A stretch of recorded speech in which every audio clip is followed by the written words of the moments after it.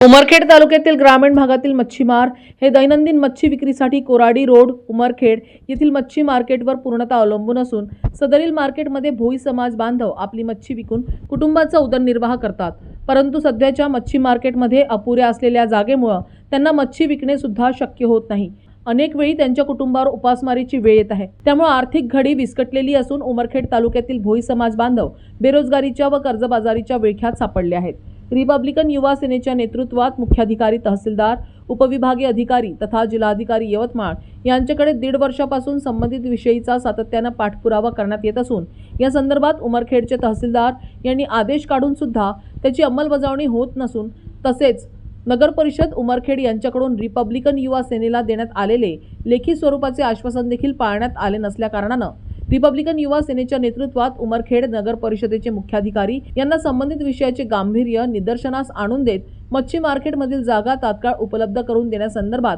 आग्रही भूमिका घेत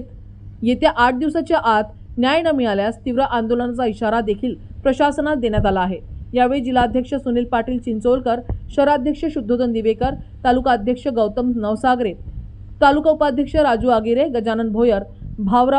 भावराव भोयर, सकाराम रोकडे, काशीनाथ आगिरे, देवराव राकडे, विजय राकडे, उमेश राकडे, नारायण राकडे, श्रीराम आगिरे, संजय कामरे, सुरेखाबाई कामरे, मुनेश्वर राकडे, रामदास राकडे, लक्ष्मण राकडे, माधव राकडे, देवीदास राकडे, अंबादास राकडे, गणेश आगिरे, अंकुश आगिरे, मुकुंदा रागडे, रामदास आगिरे, गजानन राकडे, श्यामराव आगिरे तसेच मोठ्या संख्येनं तालुक्यातील भोई समाज बांधव मोठ्या संख्येनं उपस्थित होते। न्यूज एक्सप्रेस करिता विश्वास काळे, उमरखेड।